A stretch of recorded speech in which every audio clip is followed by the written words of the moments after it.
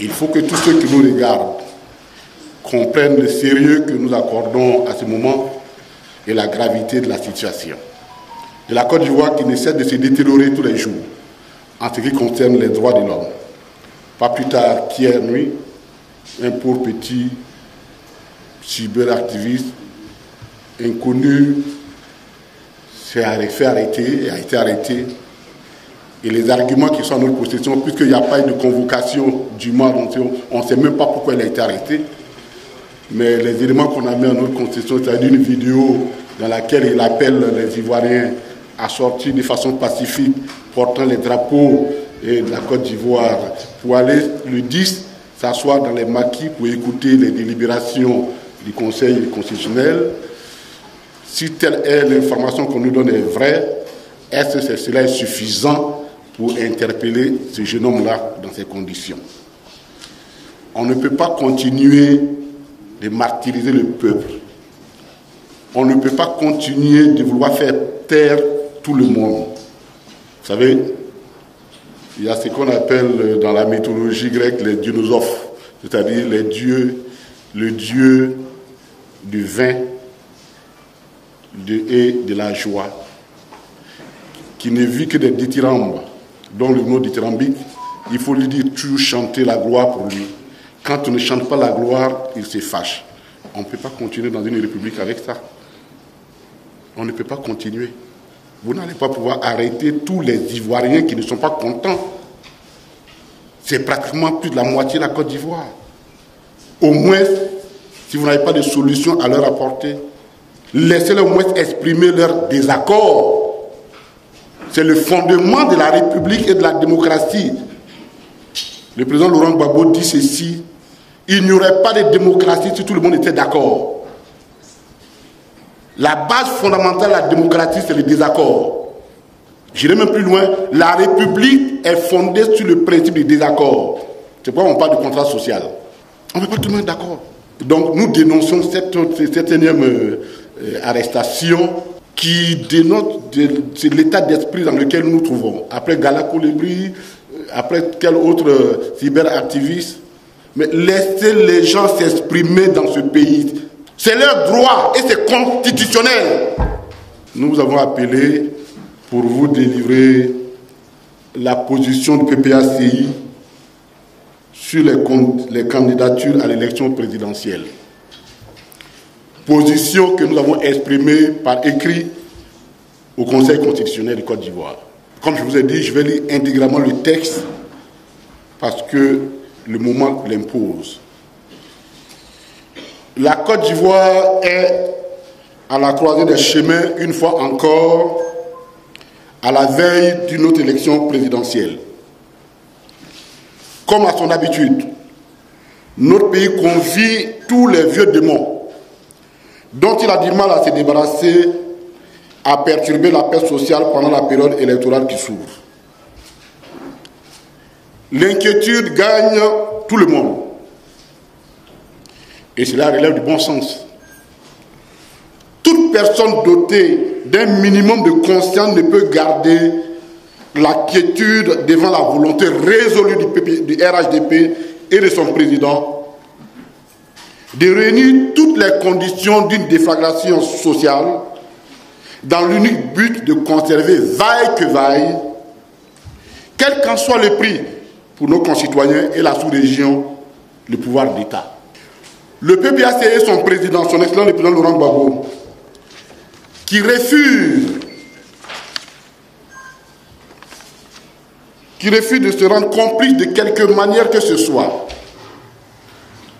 de cette entreprise périleuse, n'ont eu de cesse d'interpeller le gouvernement et les chefs de l'État sur la nécessité de créer les conditions d'une élection paisible parce que bénéficiant de toutes les caractéristiques d'une élection démocratique qui exclut l'arbitraire. À cet effet, notre parti s'est prêté à tous les exercices qui sont de nature à prévenir le retour vers un passé sombre très récent de l'histoire de notre pays. Pour rappel, sur instruction de son président, notre parti a participé activement à la 5e phase du dialogue politique, dont les résolutions étaient censées raffermir la réconciliation nationale en évacuant toutes les questions qui sont potentiellement porteuses de germes conflictogènes. Lorsque le PPACI a relevé que des recommandations importantes de ce dialogue n'avaient pas été implémentées par le gouvernement, il a pris l'initiative de relancer le dialogue en adressant le 15 mars 2024 un courrier au Premier ministre, chef du gouvernement. Dans ce courrier, le PPACI sollicitait une audience auprès du Premier ministre à l'effet de lui soumettre de rechef la question de l'inscription du nom de son excellence le président Laurent Gbagbo sur la liste électorale. N'ayant reçu aucune réponse de ce premier courrier, notre parti a adressé au Premier ministre un second courrier de relance le 12 avril 2024. Jusqu'à ce jour, le PPACI n'a reçu la moindre réponse du chef du gouvernement. Même pas par courtoisie, comme cela se fait dans une administration qui se respecte. Parce que dans un État, quand un citoyen vous écrit, quelle que soit la hauteur de votre fonction, dans une république, vous avez le devoir de lui répondre. C'est ce qu'on appelle la bonne gouvernance. Même pas un courrier d'accusé de réception. Fidèle à la ligne politique de son fondateur et malgré le mépris intolérable que le gouvernement affiche à notre endroit, notre parti continue toujours de privilégier la recherche permanente des solutions pacifiques aux problèmes politiques. C'est dans cette logique que le PPACI a déposé, le dimanche 31 août, ses observations écrites au Conseil constitutionnel relativement à l'élection présidentielle. Ces observations portent essentiellement sur deux points. L'illégalité de la candidature de M. Ouattara, Alassane, président de la République sortant pour un 4e mandat. Deuxième point, la légalité irréprochable de la candidature du président Laurent Gbagbo. De l'illégalité de la candidature du président sortant. Ce sont des arguments que nous tirons, tout notre argumentaire repose sur le droit. On saisit le Conseil constitutionnel en s'appuyant sur les éléments du droit. Et ce sont ces éléments de droit que nous allons relever, qui sont non attaquables. Selon les articles 55 et 183 de la Constitution, je voudrais dire notre position, la position du PPACI, repose essentiellement sur deux articles, qui sont les articles 55 et 183 de la Constitution. Pour mémoire, la Constitution ivoirienne dispose en son article 55, alinéa 1er, que le président de la République est élu pour 5 ans au suffrage universel direct. Il n'est rééligible qu'une seule fois. L'article 183, quant à lui, énonce clairement ce qu'on appelle les dispositions finales de chaque d'une loi ou transitoire, que la législation actuelle en vigueur, c'est-à-dire au moment où on prenait la loi de la Constitution de 2016, la législation actuelle en vigueur en Côte d'Ivoire reste applicable, sauf l'intervention de textes nouveaux, en ce qu'elle n'a rien de contraire à la présente Constitution. Or, il est constant qu'en la matière de l'élection du président de la République, la Constitution de 2000, qui était en vigueur au moment de l'avènement de l'actuelle Constitution 2016, disposait en son article 35, alinéa 1er, que le président de la République est élu pour 5 ans au suffrage universel direct. Il n'est rééligible qu'une seule fois. L'on relève donc une identité parfaite entre l'article 35 de la Constitution de 2000 et l'article 55 de celle de 2016, tant au niveau des modalités de scrutin universel direct, que de la durée du mandat 5 ans. Il n'y a donc pas de conflit entre les deux constitutions en cette matière. Or, au moment où la nouvelle constitution était adoptée, M. Ouattara était déjà en cours d'un deuxième mandat.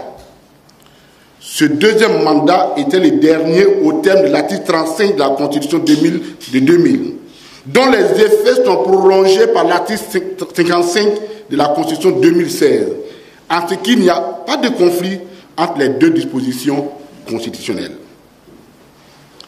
Dès lors, M. Ouattara ne peut pas revendiquer le bénéfice d'une disposition de la Constitution de 2016 qui lui serait favorable par rapport à celle de 2000 pour briguer un autre mandat au-delà du second mandat qui a pris fin en 2020. J'explique ça de façon terre à terre pour que ceux qui nous écoutent comprennent. Lorsqu'on élabore une loi, on tient compte de l'existant. Et on dit, toujours vers la fin, nous allons prendre des dispositions pour régler un certain nombre de situations.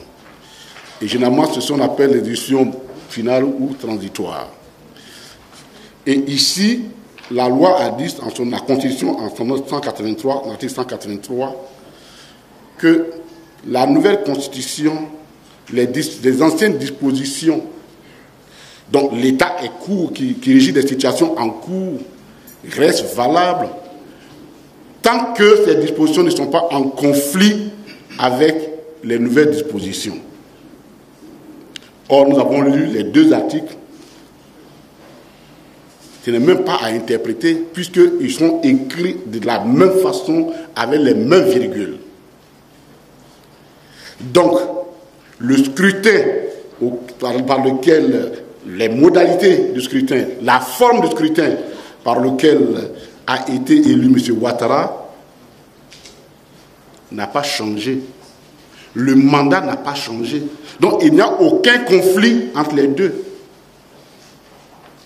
Donc, on ne peut revendiquer, à la limite, si la nouvelle loi donnait un bénéfice plus grand à M. Ouattara que l'ancienne loi, on aurait compris qu'il puisse en revendiquer le bénéfice. Mais les deux textes sont identiques. Donc, il n'y a aucune raison qu'on nous parle d'une multitude de mandats. Il en va de même de l'argument totalement inopérant d'un quatrième mandat, justifié par un troisième que lui aurait concédé le Conseil constitutionnel. En effet, le cumul de deux légalités ne confère nullement la légalité. Ce n'est pas parce que tu es dans l'illégalité que tu cumules l'illégalité, que les deux inégalités donnent quelque chose de la légalité. 1 moins plus 1 moins, ça fait 2 moins, ça fait moins. Ça, on nous a appris ça, au moins en mathématiques. On ne peut pas, sinon autrement, il n'y aurait pas la récidive. Or, chaque tentative, la deuxième tentative de contourner une loi se nomme la récidive. Il n'y a aucune loi à être récidiviste.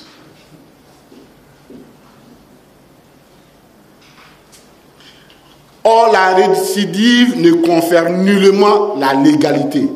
Au contraire, elle renforce la faute.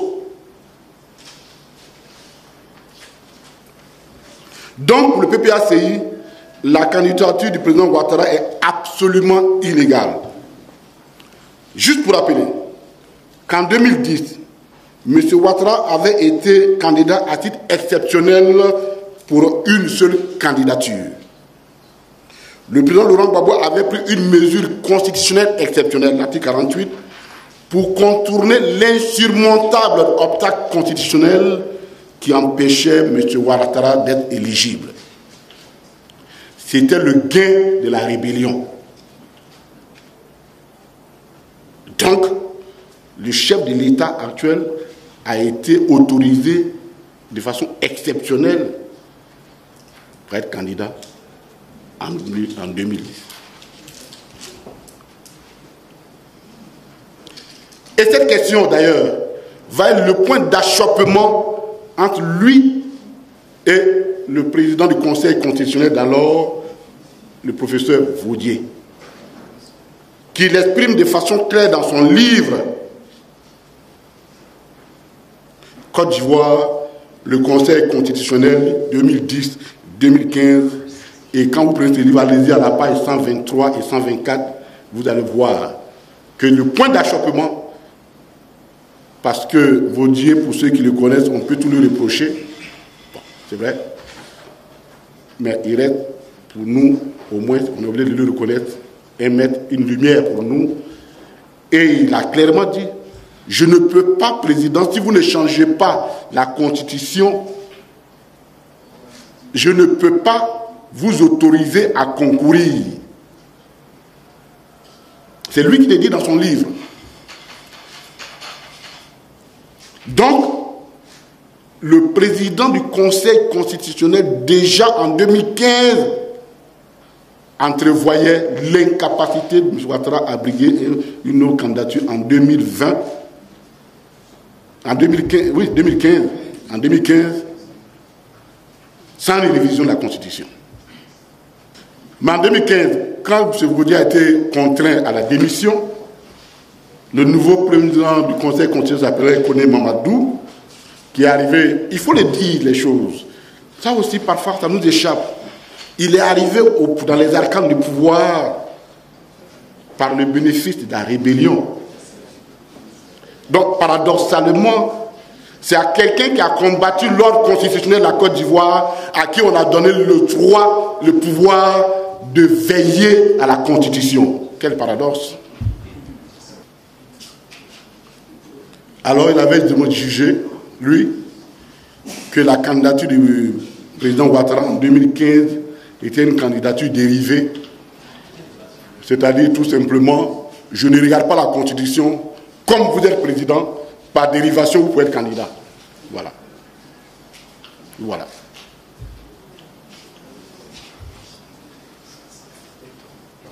Bien que cette candidature viole et la Constitution et une décision de la Cour suprême qui avait été prononcée en son temps lorsque la Cour suprême était présidée par le magistrat Tiakoné.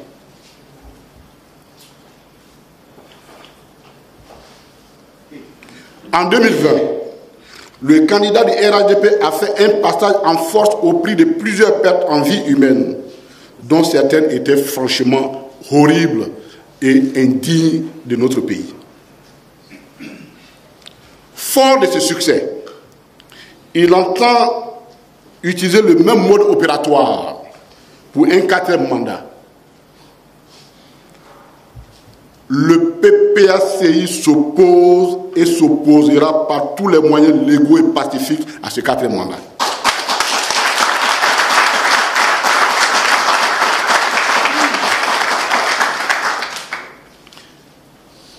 Pour ce faire, il attire l'attention du Conseil constitutionnel sur sa responsabilité devant l'histoire. Car tout pouvoir passe, mais rarement avec toutes les personnes qui l'ont animé. Tout pouvoir passe, mais rarement avec toutes les personnes qui l'ont animé.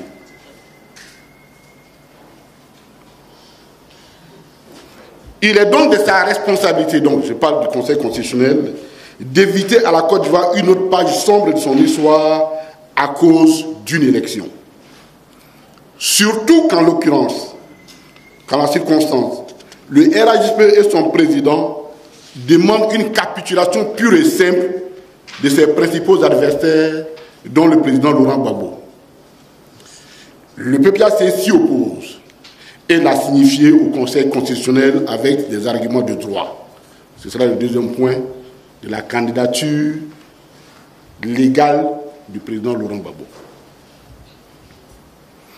Le PPACI a dûment investi le président Laurent Gbagbo pour être son candidat à l'élection présidentielle en 2025. Cette investiture a eu lieu pendant la convention du parti convoquée le 10 mai 2024. En application de cette résolution de la convention, la candidature du président Laurent Gbagbo a été déposée à la CEI le lundi 25 août 2025, soit un jour avant l'expiration du délai de candidature, de dépôt de candidature annoncé par la CEI. Depuis lors, l'on entend ici et là divers commentaires sur la légalité de cette candidature. Certains esprits malsains la qualifient même de défiance vis-à-vis des institutions de l'État. En réponse, le PPACI tient à faire les précisions suivantes, aussi bien en ce qui concerne la légalité de la candidature du président Laurent Gbagbo que de sa portée politique. En ce qui concerne la légalité de la candidature du PPACI, du candidat du PPACI, les arguments de droit solides qui soutiennent celle-ci tiennent pour l'essentiel des dispositions de la Constitution et des engagements internationaux de la Côte d'Ivoire. En ce qui concerne les dispositions constitutionnelles, il convient de se référer encore à l'article 55 de la Constitution. Cet article énumère en son alinéa 3 les conditions requises pour être candidat. Il est ainsi inscrit ou écrit que le candidat à l'élection présidentielle doit jouir de ses droits civils et politiques et doit être âgé de 35 ans au moins. Il doit être exclusivement de nationalité ivoirienne, né de père ou de mère ivoirien d'origine. Article 55, alinéa 3. Nous allons prendre ces conditions pour voir est-ce que le président Laurent Gbagbo ne les remplit pas. Nous rappelons que la Constitution est la norme suprême dans une république. C'est la fondation de la République, de l'État. Donc, aucune disposition infraconstitutionnelle ne peut venir contredire ou prendre à défaut les dispositions d'une constitution. Cette précision est détail.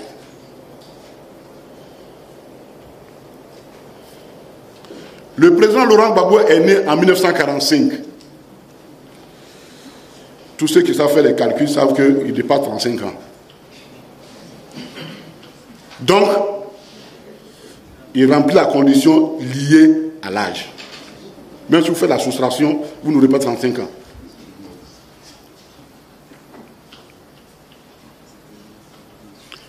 Le président Laurent Gbagbo jouit de l'entièreté de ses droits civils et politiques. J'insiste, je répète, je l'ai déjà dit ici, le président Laurent Gbagbo jouit de l'entièreté de ses droits civils et politiques. Aucun acte ou décision judiciaire portant déchéance de ses droits civiques et politiques ne lui a été signifié. On ne lui a jamais signifié un tel acte. La décision qui circule dans les réseaux sociaux, mais qui ne lui a jamais été adressée, signifiée à l'intéressé lui-même, se rapportant à cette soi-disant condamnation, émanant du reste d'une juridiction totalement incompétente pour juger le président de la République, quel que soit le statut qu'on lui donnait à ce moment-là, qu'il l'eût considéré comme étant, que cette cour l'eût considéré comme étant ancien président de la République au moment des faits ou ancien président, elle n'a respecté aucune des dispositions qui encadrent les poursuites du président Laurent Gbagbo.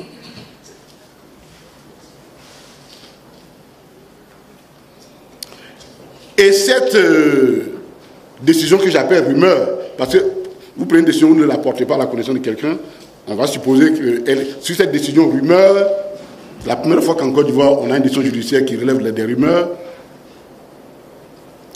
et qui porte atteinte aux droits de quelqu'un, ne comporte aucune mention relative à une quelconque déchéance de ses droits civiques et politiques. Je rappelle que lorsque le juge prononce une condamnation,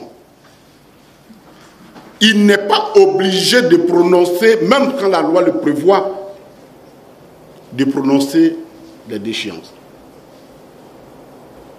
Ce qu'on appelle les peines complémentaires. Et comme ce sont des peines exceptionnelles, En droit, toute exception s'exprime de façon claire. Donc, sur cette fameuse condamnation qui relève des réseaux sociaux, nulle part le juge n'a prononcé la déchéance des droits civiques et politiques du président Laurent Gbagbo.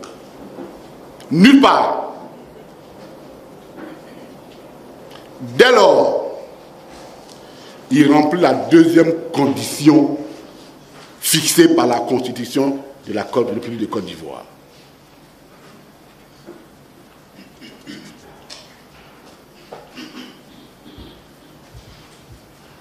Au demeurant, des actes que le président Laurent Gbagbo pose tous les jours démontrent que le gouvernement est conscient qu'il n'a jamais été déchu. Et nous prenons par exemple l'article 8 de la loi 93-668 du 9 août 1993 relative au Parlement et aux partis et aux groupements politiques. Cet article dit ceci: les membres fondateurs et les dirigeants des partis et groupements politiques doivent être de nationalité ivoirienne et jouir de leurs droits politiques et civiques.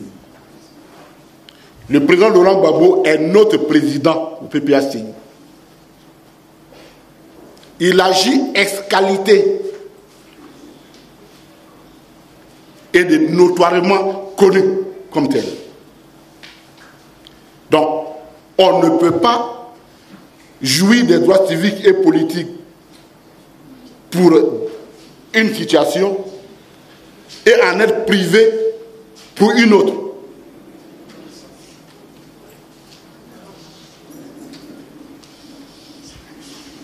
Le président Laurent Gbagbo est le président du PPACI.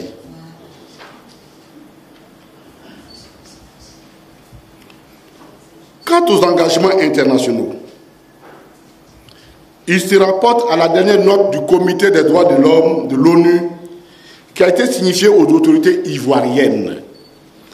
L'on se rappelle que le 21 juillet 2025, le président Laurent Gbagbo a saisi le Comité des droits de l'homme de l'ONU pour contester les actes attentatoires à ses droits politiques que le gouvernement pose à son encontre, en se basant notamment sur une prétendue condamnation liée à l'affaire de la BCAO. Je voudrais faire un petit commentaire là-dessus, sur l'histoire de la BCAO, et c'était la dernière fois.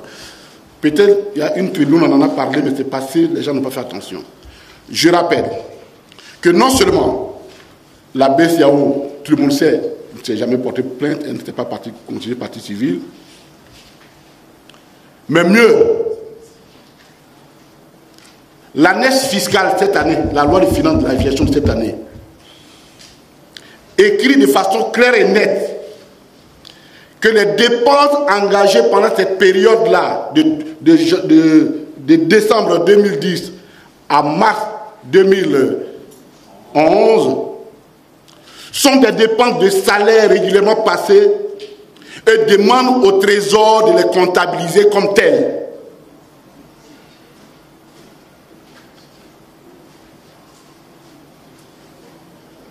C'était le commentaire que je voulais faire. Donc le gouvernement ivoirien reconnaît, affirme solennellement, par un texte de loi, qu'il s'agit de dépenses régulières de l'État, dont le président Laurent Gbagbo n'a jamais volé. Et quand je le dis, je le pense aussi pour moi, je suis heureux, je n'ai jamais volé.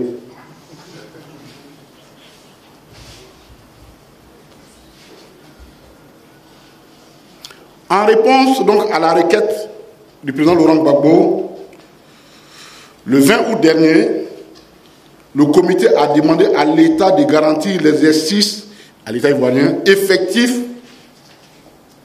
de ses droits, des droits du président Laurent Gbagbo, conformément à l'article 25 du pacte international relatif aux droits civiques et politiques.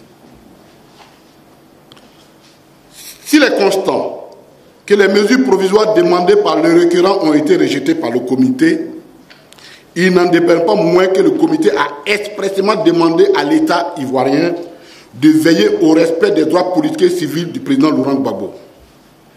En d'autres termes, l'État a une obligation de résultat tout en conservant le libre arbitrage des moyens à mettre en œuvre pour arriver à ce résultat qui consiste au respect des droits politiques du président Laurent Gbagbo.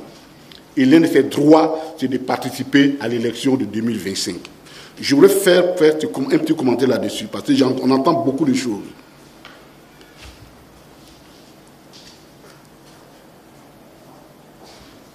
Lorsque nous avons saisi le conseil, le comité, nous avons demandé quelque chose de façon précise. On a demandé que le président Laurent Gbagbo, ses droits sont violés de façon constante. Et qu'en ce qui concerne l'élection présidentielle, nous avons demandé un certain nombre de mesures dont qu'on inscrit son nom sur la liste électorale. C'est ce que nous avons demandé. C'est ce qu'on appelle les mesures provisoires que nous avons demandées. La Cour dit, moi je ne me mets même pas dans le comité dit non, moi je n'ai pas un problème avec ça. Je ne vais pas obliger l'État à choisir par quelle voie il va corriger cette injustice. Moi, mon problème, je demande à l'État de Côte d'Ivoire, quelles qu'en soient les modalités, mais le résultat final doit être le même, préserver les intérêts, les droits politiques du président Laurent Gbagbo. En d'autres termes, la Cour est allée plus loin que nous. C'est vrai qu'elle n'a pas fait d'injonction sur les éléments précis que nous avons demandés. Mais nous, quels qu'en soient ces éléments, l'objectif, c'était d'arriver à ce résultat-là. Donc, j'entends dire, on a rejeté les mesures, les demandes de mesures provisoires qu'on a demandées. Oui, mais ça ne change rien sur le fond de la décision du comité des droits de l'homme. Qui dit, ok, vous m'avez demandé un certain nombre de choses, je ne le fais pas, mais vous, l'État, je vous laisse le libre arbitrage. Faites ce que vous voulez. Mais, conformément à votre engagement, l'article 25, il faut que vous arriviez à respecter les droits du président Laurent Gbagbo. Je ne sais pas si vous voyez la différence. Elle est abyssale. Donc, c'est une recommandation qui pèse sur l'État de Côte d'Ivoire. Et je crois qu'il en est conscient. C'est pourquoi leur avocat était sorti de façon oubliette là pour dire des choses qui n'avaient ni queue ni tête. Parce que ça, c'est la réalité.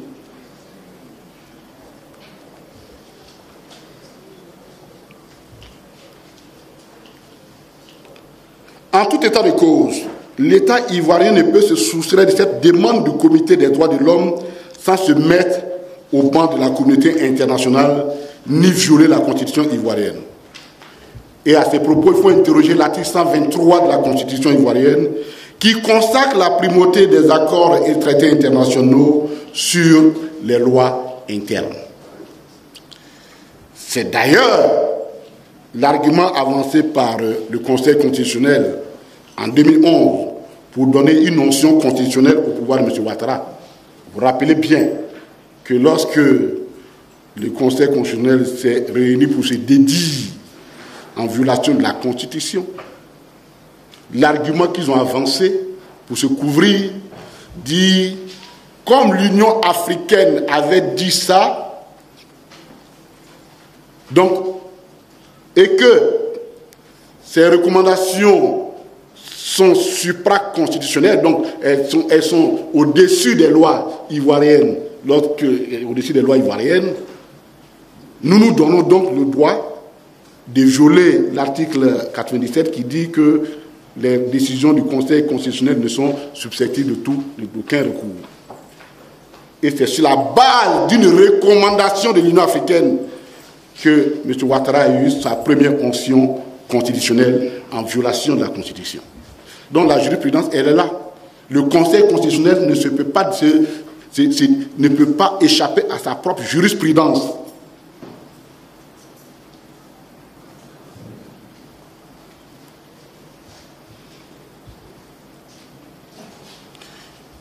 Et donc, que ce soit du point de vue du droit interne que du droit international, la candidature du président Laurent Gbagbo ne souffre d'aucune source d'illégalité. Nulle part on a écrit que pour être précandidat, il faut être inscrit sur la liste électorale. La Constitution n'a jamais dit ça. La Constitution n'a jamais dit ça. La Constitution a donné des éléments. Tout au plus, une loi peut venir expliquer, mais elle ne peut pas venir ajouter une charge sur la tête des candidats que la Constitution n'a pas prévue.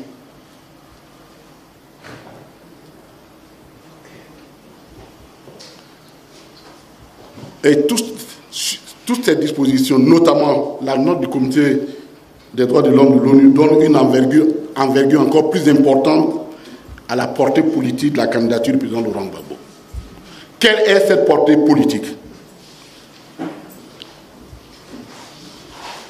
L'une des citations les plus connues de celui qui apparaît comme l'un des plus grands défenseurs des droits de l'homme, des droits civiques, Martin Luther King, est la suivante. Chacun a la responsabilité morale de désobéir aux lois injustes. Chacun a la responsabilité morale de désobéir aux lois injustes. Ce sur quoi ajoute l'archevêque anglican sud-africain, ajoute que si vous êtes neutre face à l'injustice, vous avez choisi le camp de l'injustice. Donc, devant une situation injuste, il n'y a pas une position de neutralité. Il n'y a pas d'alternative devant une situation injuste. On la combat, on la combat, on la combat jusqu'à la fin.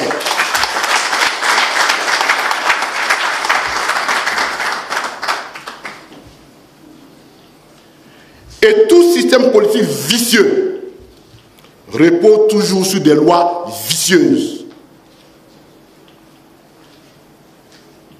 Soit on les subit, ces lois, ou on les combat. Il a fallu que Rosa Parks, une dame méconnue en ce moment, que personne ne connaissait, décida de ne pas se lever pour céder sa place à un homme blanc dans un bus, pourtant régi par la loi sur la ségrégation raciale, parce que les gens pensent que c'était des lois votées par le Parlement américain, qui opérait une distinction selon la race, une distinction des droits selon la race. Et cette dame noire a refusé de se lever. Et son refus a donné un écho plus important à la lutte des droits des Noirs aux États-Unis.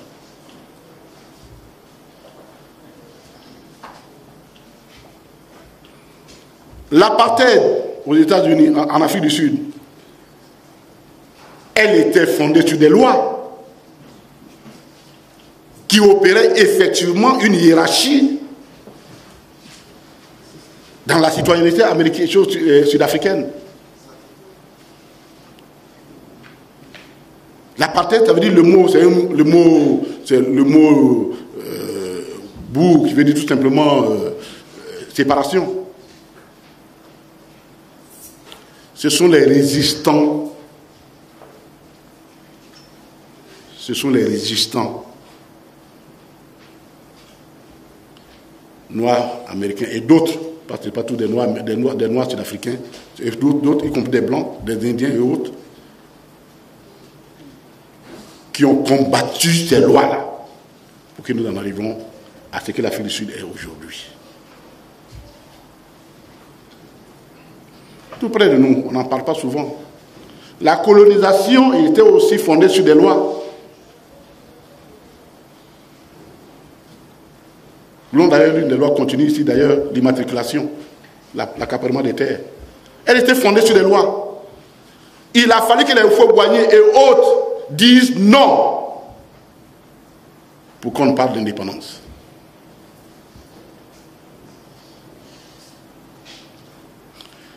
Chaque fois que l'on refuse l'arbitraire et l'injustice, l'humanité fait un pas de plus vers son idéal. Un peu chaud.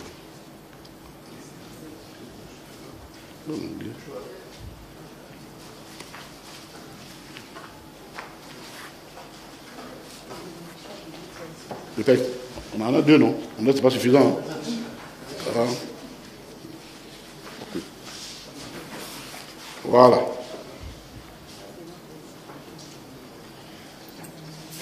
Je répète, chaque fois que l'on refuse l'arbitraire et l'injustice, l'humanité fait un pas de plus vers son idéal. Or, le président Laurent Gbagbo est reconnu pour être un combattant inlassable, depuis sa tendre jeunesse, des situations injustes. Son courage et sa détermination ont réouvert l'accès au droit du vote multipartiste en Côte d'Ivoire. Lui qui a tout donné pour ce droit fondamental dans une république ne peut accepter d'en être arbitrairement privé. Sa candidature s'inscrit dans la logique de son combat politique, respectueux des valeurs républicaines. Il a essayé toutes les voies du dialogue.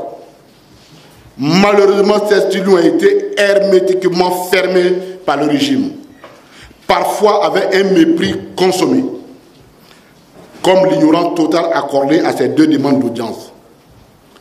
En fait, le régime attend de nous, du président Laurent Gbagbo et de nous, une simple capitulation. Avec en prime de capitulation, que le président Laurent Gbagbo reconnaisse son état de braqueur de banque. C'est-à-dire, on se tait, ils sont forts, nous on se tait, et puis bon, ils font tout ce qu'ils veulent, et dit bon, voilà. Comme ça, c'est qu'ils appellent la paix. On met tout le monde en paix. Et non, nous, on est voleurs, on n'a qu'à accepter d'être voleurs.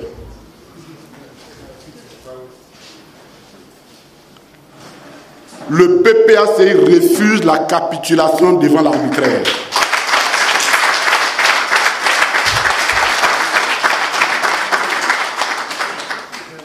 Le PPACI s'oppose à cette haute humiliation de son président.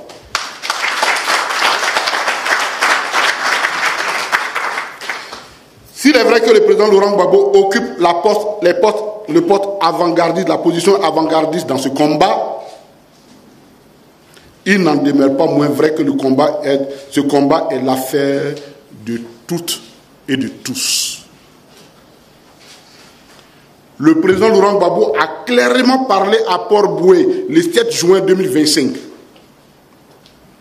Il a surtout parlé le 16 août dernier à Yopougon. Il ne fait l'ombre aucun doute. Le RHDP, comptant sur les forces de la République qu'il croit avoir privatisées, veut opérer un passage en force pour s'imposer, confirmant ainsi qu'il détient sa légitimité que des armes. Nous devons nous y opposer, sans armes ni violence, mais avec la détermination qui fait reculer même les montagnes.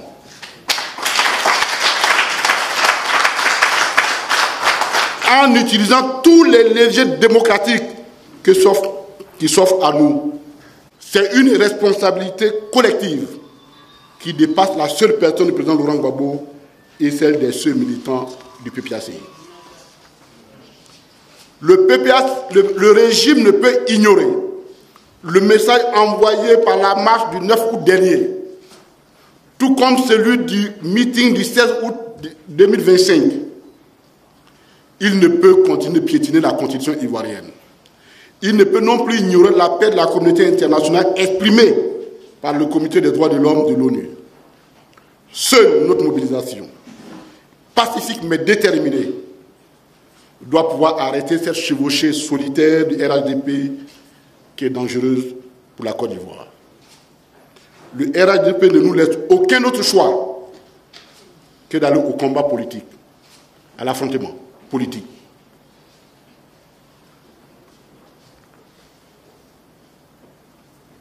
Sauf si le Conseil constitutionnel en décide autrement dans l'intérêt primordial de la nation. Nous avons tout fait pour éviter la confrontation, pour éviter le combat. Mais puisque cette confrontation s'impose à nous, alors menons-la alors au nom de la justice, de la République et de la démocratie.